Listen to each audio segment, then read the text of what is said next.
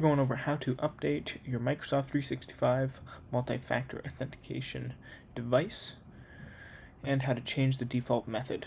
So to start, I'd recommend going to either the App Store on your iPhone, installing the Microsoft Authenticator app, or if you're on Android, do the same thing. Next, you'll go to this location in your browser, MySignins.microsoft.com security info, which will take you to this page. You may have to sign in if you have not signed in recently.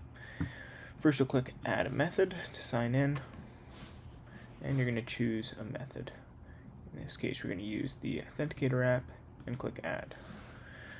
On your mobile device, you want to open up the Microsoft Authenticator app and click the plus at the top right.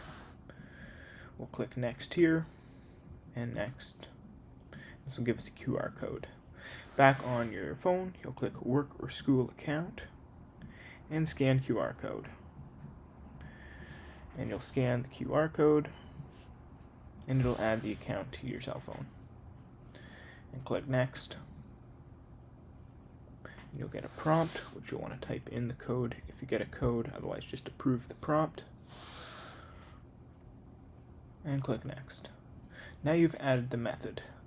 To switch what your default method is, click Select Default Sign-In Method, and I like the app-based method, and click Confirm. And that's how to update your Microsoft Authenticator and security defaults. Thanks for watching. Have a great day.